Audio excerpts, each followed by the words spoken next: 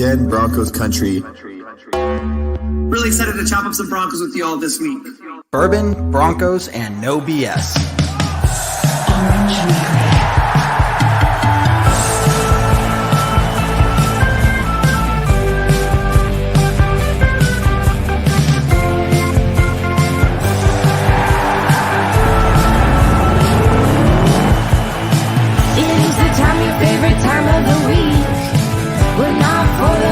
Chargers or Chiefs, so grab your brews and your fantasy league. We got that blue and orange blood that you bleed, the most loyal fans there ever could be. We are that mile high Broncos country.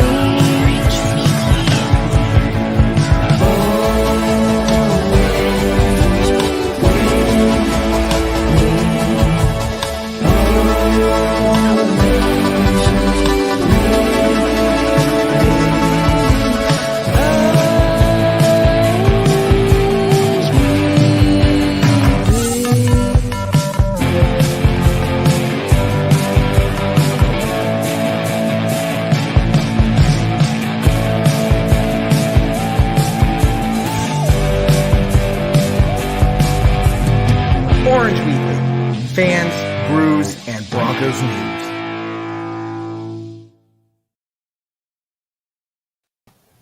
All right, what's going on, Broncos country? We are here on after a very emotional week for Broncos country. A lot of respect being paid to Demaryius Thomas all over the place. I got my jersey hanging up. My wife's jersey, I'll say that doesn't fit me anymore.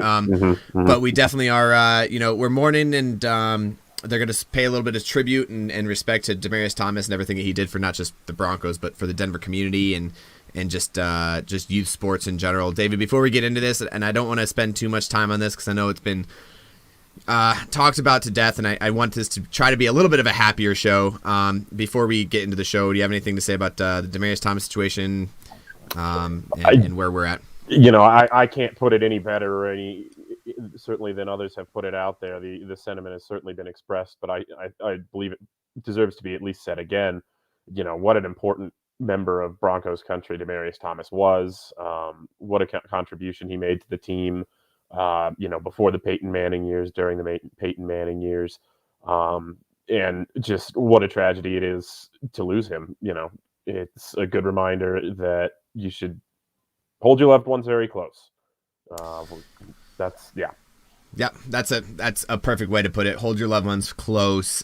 Make every moment count. All the cheesy things you could think of, it really puts into perspective when someone like that, who's done so much and is such a good person inside and out, passes way too young. So, all right, well, guys, make sure you guys are posting questions and comments about this game as we get in here. I'm going to go ahead and start. It looks like it was just posted, the inactives list. And surprisingly, obviously, Isang Bassi on that list.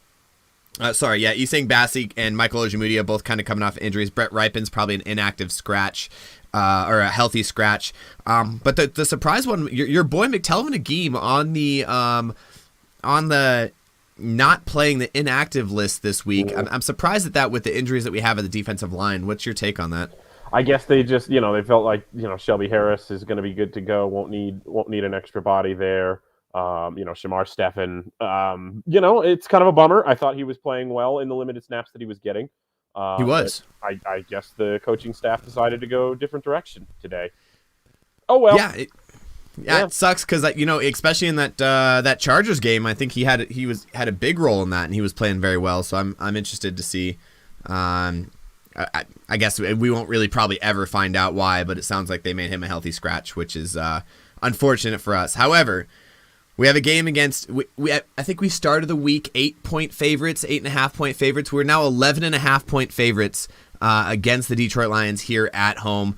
I'm not sure what swayed that number so far. It doesn't look like their inactive list is any crazier than what we've already discussed in the pregame podcast. By the way, if you guys don't know us, this is Dave and Jared. We're the hosts of the pregame podcast and here on Tailgate Talk. And you'll see us on Tuesday nights on the Bourbon Broncos No BS show. So if you want to go back and listen to that pregame podcast, you got a couple minutes to do that. But we're going to discuss most of that right here anyway. Injuries to their offensive line. injuries to their defensive backfield, and just overall terrible play is what got the Detroit Lions to be a 1-win team this week. What are we going to expect from the Broncos as they come into Mile High today? See, I don't know, just because it's so hard to know what to expect from them at all times. It's just, you never know which Broncos you're really going to get. I expect we probably, just because of the quality of the opponent, I think we see the better Broncos show up today. But we talk about quality of opponent. It's not like the Lions are just a walkover team. I know it's easy to think that at 1-10, but they're in a lot of these games. They don't have DeAndre Swift this week. That's going to be a big deal for them. No TJ Hawkinson either. And I think Jamal Williams, their other running back, I believe is also going to be out for them. It's down to their third string running back, second string tight end. Denver's getting reinforcements in the defensive secondary too. You've got Bryce Callahan coming back way earlier, I think, than we thought he was going to. Michael Ojemudia off the inactive list, or off injured reserve, but on the inactive list. On the inactive, yeah. It sounds like so they have 2 weeks to be able to put him back on the active roster after getting him off IR. So sounds like Callahan will actually be playing today. Malik Reed going on the COVID list though, so we're going to be without some pass rush there. No Mike Boone today either, also because of that COVID list. But you've got Melvin Gordon coming back. So you've got a mostly intact Broncos roster. You've got all your starters at all the positions that you want. You've got to just go out there and execute. It's not a question of because the Lions are bad or because the Lions are good. You've just got to go out there and execute, because that's what you should do as a football team. And you didn't do it last week. Yeah, and I feel like I speak for all of Broncos country, and when I say if our offense doesn't put points on the board this week, there's going to be a riot. Like, it is absolutely ridiculous that we have this offense that can control the ball. Last week we ran the ball very well. I mean, we had a rookie running back who looked like he was our all-star that we've had for years. But we couldn't put points on the board. We got to get in the end zone against this Detroit defense. And if we're going to get in the end zone, it's against this defense. Let's talk about the running back situation. So you talk about Mike Boone being on the COVID list along with Shelby Harris and I think PJ Locke. Shelby Harris, I don't think is. I don't think he's on. Who was on the defensive line? I don't know, but it wasn't Shelby Harris. Yeah. Let's see. Let's double check. Oh, Malik Reed. Sorry. On the defensive line. So Malik Reed, okay. Mike Boone, and PJ Locke are the three that are on the COVID list. But you get Melvin Gordon back. He's been questionable all week, but I don't think he's been questionable on paper. But I think Vic Fangio in all of his press conferences has basically said this entire time that they were expecting him to be able to play. I'm excited. I'm interested to see, with Mike Boone not on there, how much of a snap count we're going to get out of him. There was no lines. Vegas had no lines on Melvin Gordon because it was kind of a late activity. But the lines for Javonte Williams did drop a little bit. So they kind of knew that he was going to play. They just didn't want to put out any lines because they really don't know what his snap count is going to be. What are you thinking? Coming off of the injury, do we see a full 50-50 like we saw before he got injured, or are we going to see probably more of a 75-25 out of Javonte Williams? I know what a lot of Broncos country wants, but what do we think we're actually going to see? I think the coaching staff would prefer to go back to 50-50. So I think if you see it being that way, it's a good indication that Melvin Gordon is pretty close to 100%. If you don't, if you see it that way, obviously they trust Javonte Williams to be the starting back. So if you see a bit more like a 75-25 split, I think it's a good indication that Melvin Gordon's not all the way back yet. Yeah, absolutely. Thank you guys for watching. Chris, as always. Johnny, thank you so much. Yeah, we talked about RIP to Demaryius Thomas. Anthony, thank you so much. Johnny has a question here, and it was only a matter of time. And Johnny, at this point, I'm just expecting it to be, even before we get on, this question showing up. What's it going to take to fire Vic and Shurmur? I think this game's going to be a big one. I mean, if we lose this game, it's a big one. Very high loss capability. Like if we lose this game, their whole career is like on the line. But if we win this game, it does nothing good for them, right? That's it. I mean, it really is a kind of a no-win situation for the coaches this week. To answer the question as it's phrased, they're going down together, Johnny. That's the thing. Like, Vic's not going to fire Shermer before the end of the season, I don't think, because I don't think Vic sees firing Shermer as a gateway to saving his own job right now. Maybe if he does that, then that's an indication that he does think so. But yeah, Jared, and again, I don't think the coaching staff will be fired before the end of the season, no matter what. But losing to the Lions today, and especially if you lose to them badly, it's going to be a real anxious 12 hours tonight into tomorrow morning. Let's put it that way. I think they stick around. I think they all stick around until the end of the season. But yeah, like you said, this is a must-win game for your career. And then if you do win it, nobody comes out of it saying, "Oh, look at Vic Fangio and Pat Shermer. Look at what a good job they did," because you beat the team you're supposed to beat. Yeah, and he's saying that it's not helping him win his job either. It's at this point, I don't think he's going down. They're going down together. I think that's what you start at the beginning, and it's a downhill trajectory right now. Now, we did say at the beginning of the season, right? Now, this is the one thing that we said at the beginning of the season. If the Broncos don't make playoffs, absolutely fired. If they make playoffs, we keep them around for another year to see what they could do with this class. Do you still believe in that aspect? With Kansas City absolutely destroying the Raiders right now, we go out and we win this week. We win Christmas week against the Raiders. Now we're second in the AFC West. And don't do this to yourself, Jared. Don't do this to yourself. I'm ready to be hurt again. You have to. I know you have to because because that makes us good analysts. But really, you're just hurting yourself. I get it. I know. Now we're second in the AFC West with an extra playoff spot this year because of the way that they added the extra playoff spots, and we make the playoffs. Even if we sneak in that last wild card, do we still get rid of Fangio and Shermer? Or does it depend on how the play is done in the next 5 games? I'm sure it's going to be dependent on a lot of factors. I'm sure it's not as easy as if we make it in, they're safe for another year. But it depends on it depends on how they play during those final few games. It depends on if they do get into the playoffs, how they play in that playoff game. It's such a weird AFC this year, and anything can happen in these playoffs. Right now it feels like this Broncos team is not suited to go on any kind of run, right? Like, is that just me? It just feels like they're going to be a 2 steps forward, 1.5 steps back team for the rest of the year. It feels like. I mean, that's what we've been all season. Yeah. Right. Right. Couple steps forward, couple steps back. Hey, David, let's take this opportunity, first of all, to remind our viewers that we are sponsored by the DraftKings and the Pigskin Podcast Network.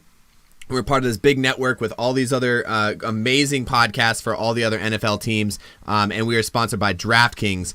And if you bet $100 today, or $1 today, you get $100 in free bets if either team scores. So make sure you guys are going on to DraftKings, an official sports betting partner of the NFL. Now, if you're like me and you're in a place where Sportsbook is not available to you, then you can still get on the action and get huge cash prizes all season long with our daily fantasy sports contests brought to you by DraftKings. So this is what I need you guys to do. Download that DraftKings Sportsbook app right now. Use the promo code TPPN.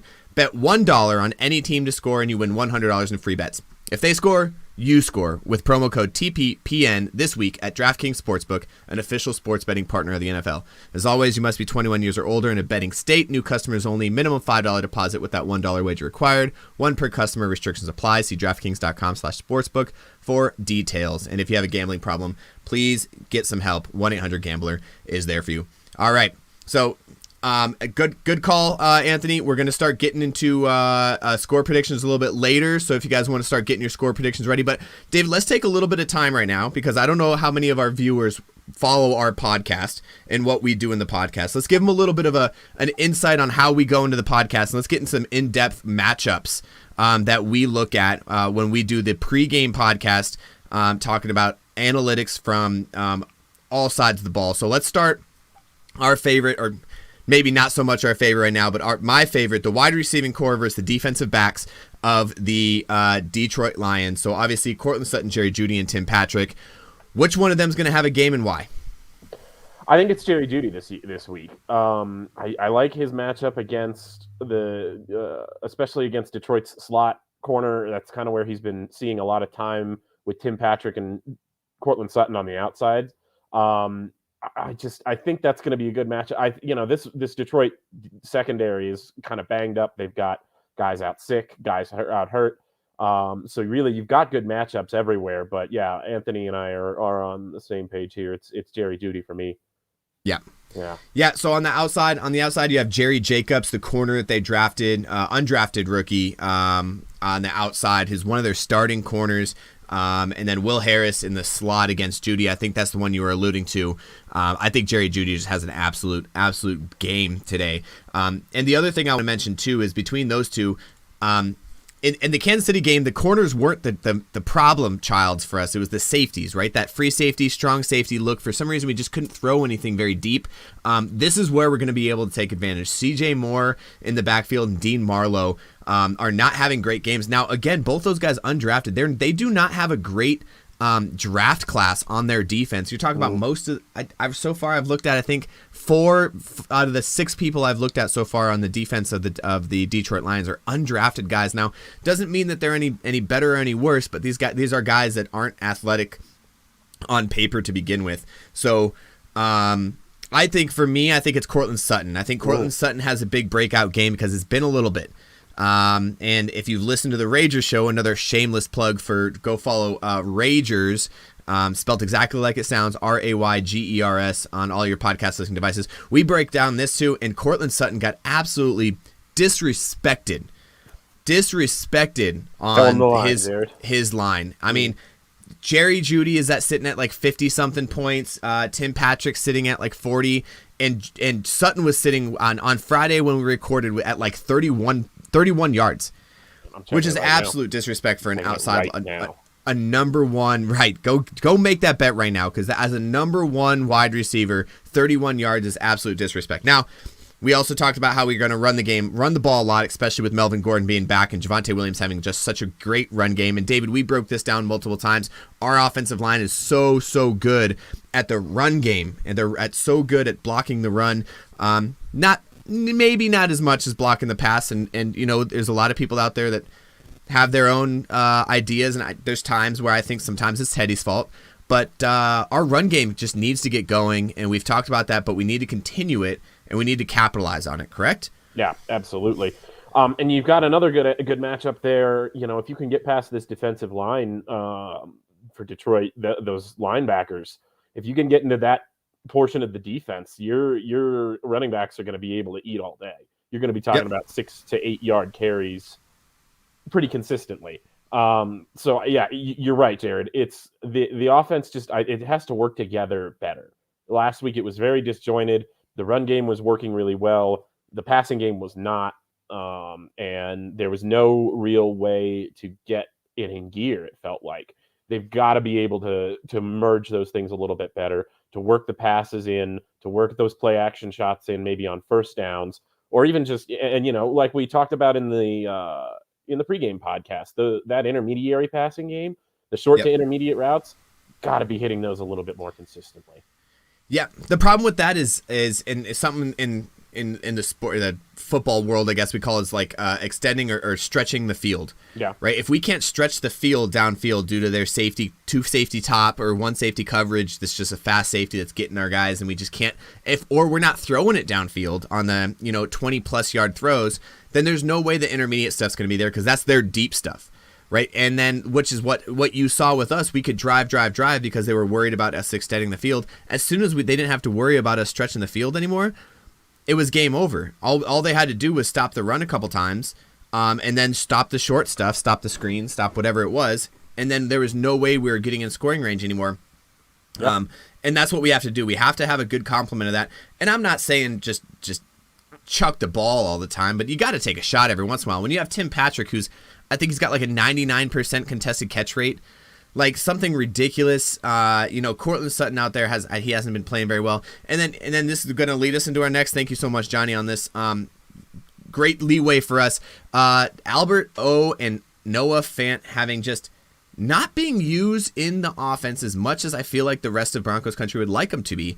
Again, now I still believe, and maybe this is orange and blue goggles, I still believe we have the best wide receiver tight end combo room in the league. Yeah. As far as pass catching. Noah Fant has some issues with his run block and pass protect. But we have the best pass catching wide receiver tight end duo group in the league.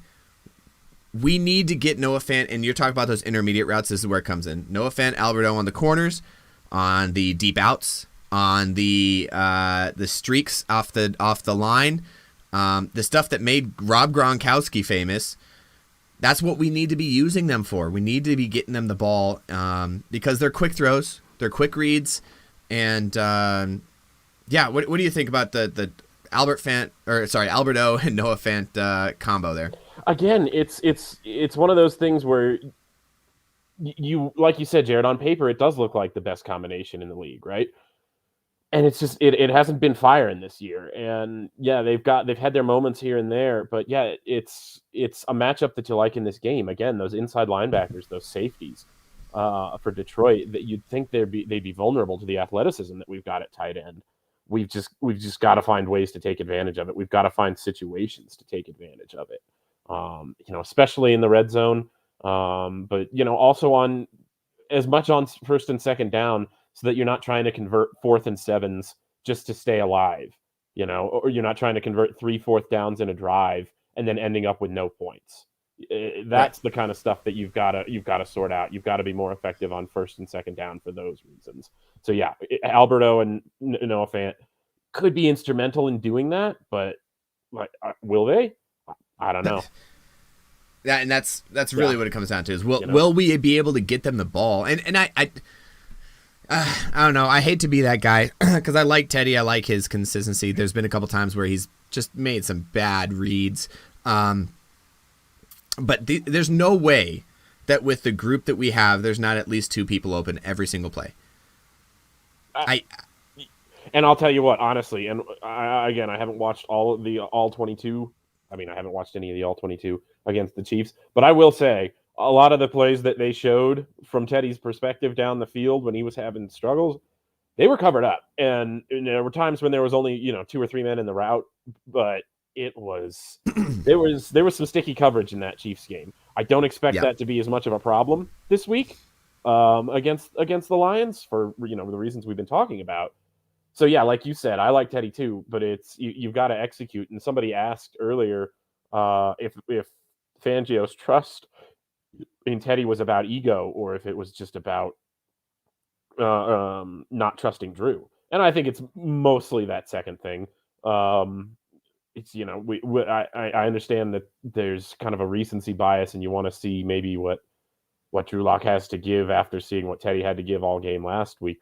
But I don't know. We've seen Drew Lock in limited action this year twice, and he managed to turn it over twice and almost a third time. So I don't. And see, Johnny, the Teddy special, the 5-yard slant. If I would love those. Right, we could be getting these all game. We would be separate.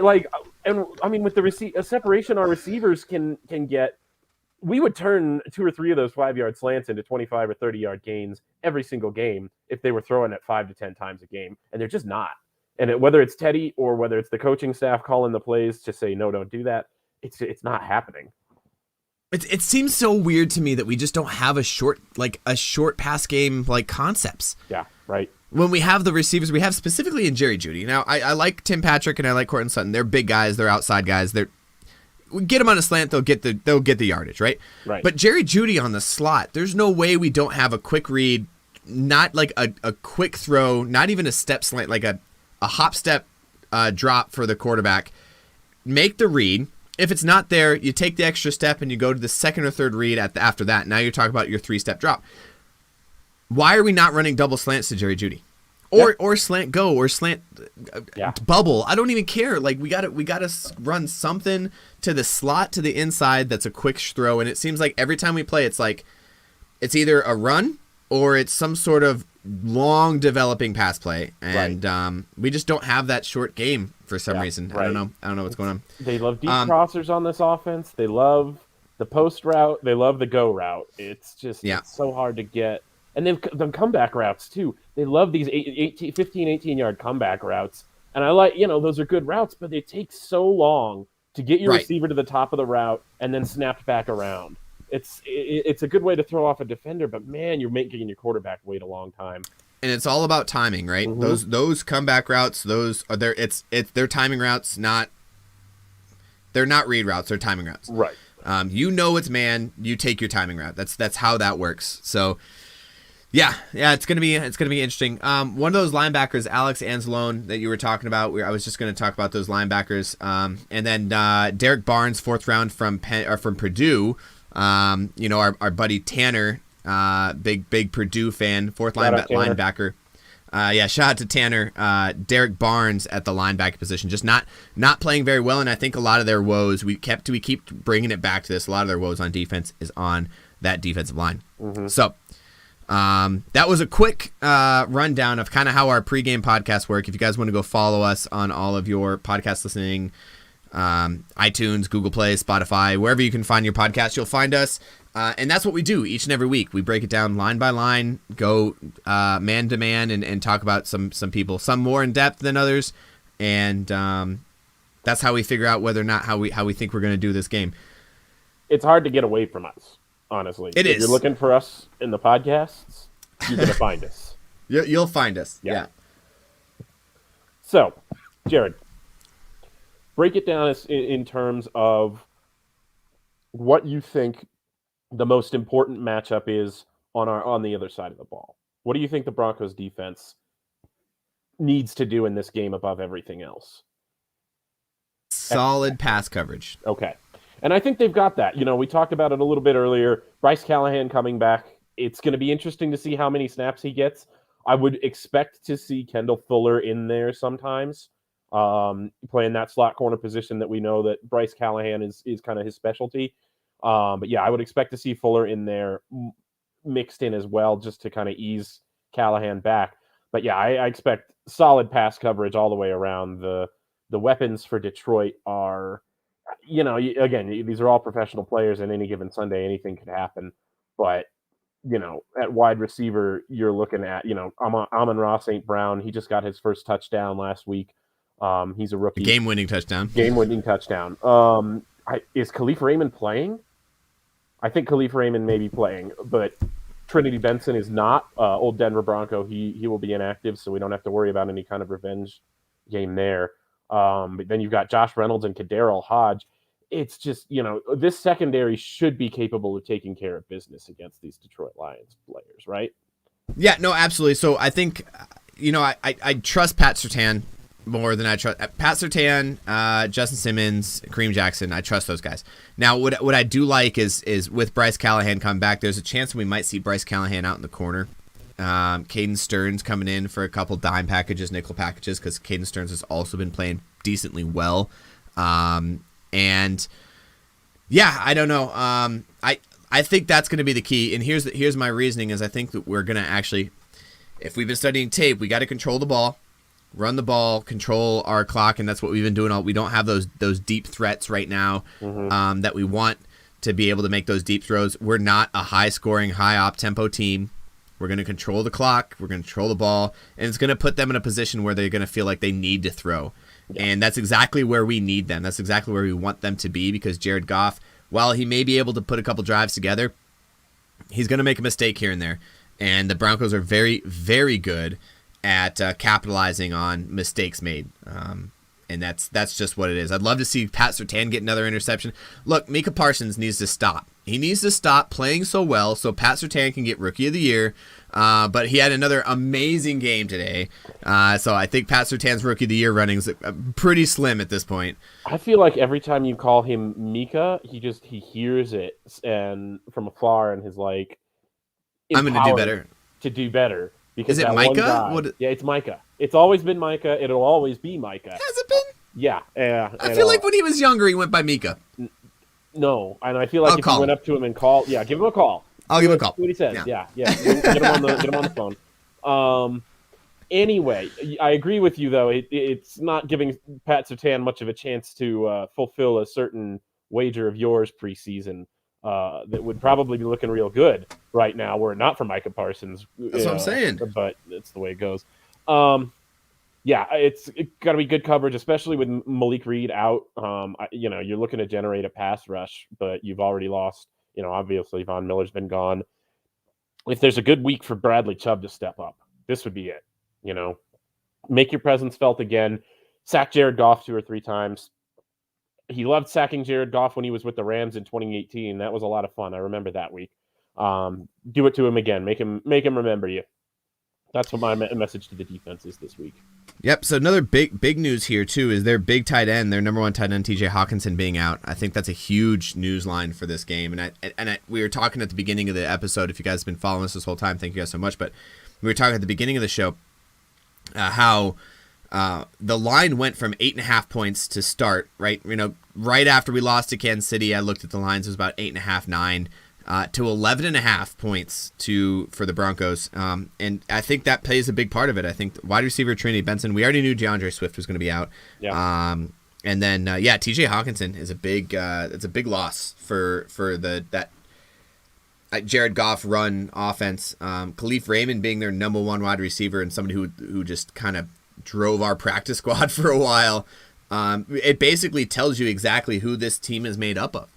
Because their center, we talked about this again, Ryan McCollum, undrafted rookie this year who got cut by, I think, the Houston Texans after training camp. Like, their team is kind of a ragtag group of people who are just trying to make a team together. And, if it weren't playing for us this week, I'd kind of want to root for them. It's like, seems like the underdogs of the century, but they're really got to get some stuff going. If we do not beat this team, it's going to be a very, very long week in Broncos country. Yeah, I will not be looking forward to those shows. Yes. In fact, I think I'm already coming down with a little bit of something, and it might clear up. Like, if the Broncos win, I feel like it's definitely going to clear up. But if they don't, I might be out of action for a while. Well, David, you have no more paid leave left, so it's going to be unpaid. That's the way it goes. Yeah, no. Yeah. It's that kind of corporation around here at Orange Weekly, folks. Like, that's the work environment you can expect. You get so much rope, and then don't come crying to HR. You know what I'm talking about? Jerry, good question. How many interceptions do you think we're predicting for the Broncos defense? I'll keep it conservative and go with 1 so that I can be pleasantly surprised if they get more. I do think they turn the ball over, hopefully, at some point this game. But yeah, probably I'm going to stick with 1.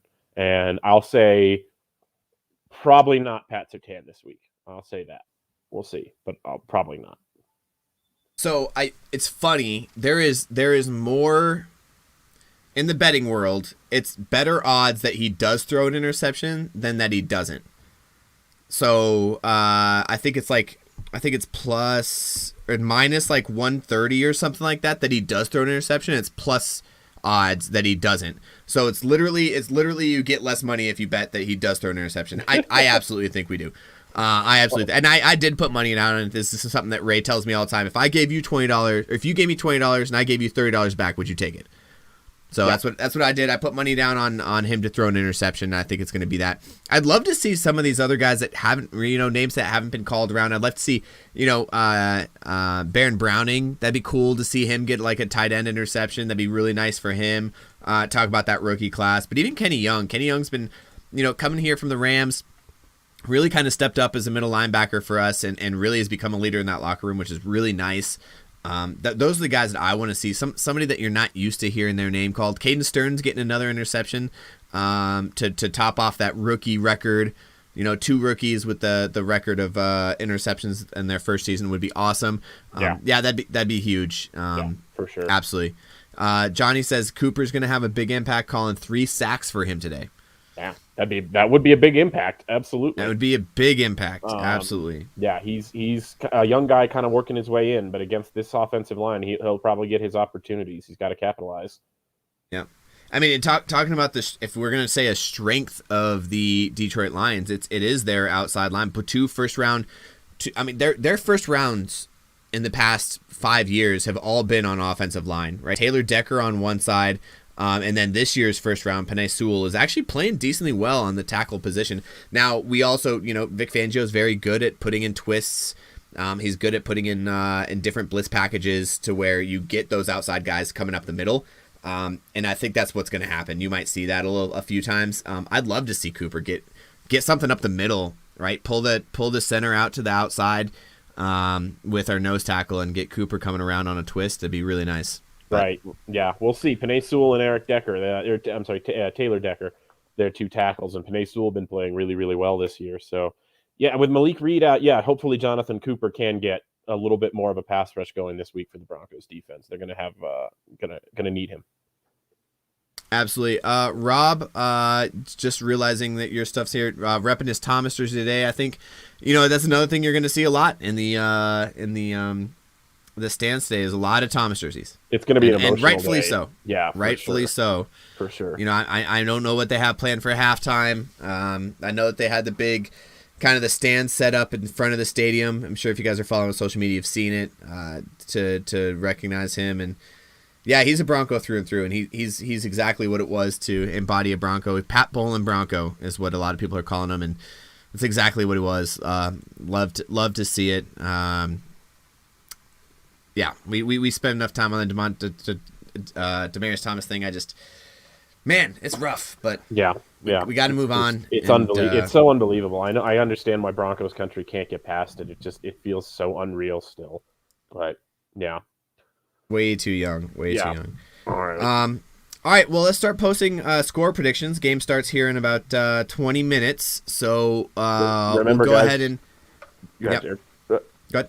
Remember, guys, if the Broncos win and you call the score prediction correctly, you will be entered into a pool with everybody else who called the score prediction correctly to win some Orange Weekly swag. So you want it. We know you want it. Let's not play these games. Give us that score prediction and let us know what you think the outcome of this one is going to be. Yeah, I mean, for those of you that joined on our postseason last year, we did the fan appreciation, gave away a bunch of cool stuff. We're going to do the same thing this year. A lot more cool stuff. But if you win this one's a big one. So we're super excited. So, all right, Jerry's got 31-10 Broncos. I'm going to keep this up here, Jerry, while I discuss. In my head, we control the clock, which means we don't score a lot. I'd love to see a big. I'd love to see a big. Obviously, I want to see us score more than 30 points. We need to score more than 30. Like, I don't know how to explain. I'd love to see us in the end zone. I was just really waiting for how that particular sentence, I'm waiting to see a big, was going to end. But right. There are lots of options there. That's all. Anyway, continue. Yeah. Okay, so here we go. We got a lot of coming in. I also think I'm more along the line of Thomas here. I think it's going to be probably a 24, maybe 26 point game for the Broncos. And I do believe I don't think Jared Goff, and if they do score 10, it's going to be in garbage time. I almost took the line for the Lions to not score. I think our defense is good enough to not let the Lions score. The problem is once we go up, I think they're going to play that bend don't break mentality. Definitely, they get a score towards the end. I definitely believe it. If anything, I say 24-9 Broncos. But yeah. What about you, David? I don't know. You kind of just blatantly stole my score prediction from the pregame podcast, I think. So did I? I'm pretty sure that was exactly what I said.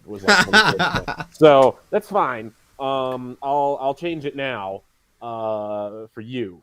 I'm going to go with Broncos 30, Lions 17. I think they probably score a little bit more, but yeah, it's still not going to be all that close in the end. I think the Broncos win this one pretty handily. All right. So Thomas says 24-10. Paul says let's blow the doors off a high score for Legend. Love it. Rob says 35-10. I'd love to see over 30 points. But, and again, what's going to happen is we score over 30 points. They're going to be like, oh, all of your over 30 points came against teams that are just awful. And that's going to be frustrating. But I would, again, love to see the fact that there's a chance that we can do it. 28-10 along the same lines, Johnny. 38-17 Denver Stampede. This one's for DT. I would love to see that too. Again, even 17 just seems really, really high for the Lions for me. Barbara, thank you for joining. 28-7. That's about where I'm looking at too. 7-6. Keep in mind if that 7 comes, it's going to come towards the end. Thank you so much, Barbara. Paul says 31-12. Restrict Lions to just kicks. That's a bend don't break mentality right there. You know, Yeah, let them drive the ball if they need to, but just keep them out of the end zone. Nothing but field goals. That would be awesome. All right, David, we're about 15 minutes from game time.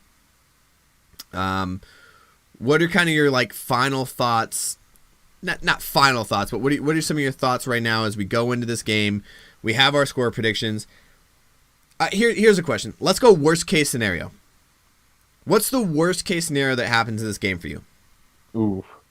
I mean, like, I just keep thinking of what that could be, and then it keeps getting worse in my head as I think about it. Like, worst case scenario is we not only do we lose, but we have several key long-term injuries as well, which, you know, has happened to the Broncos a couple of times this season.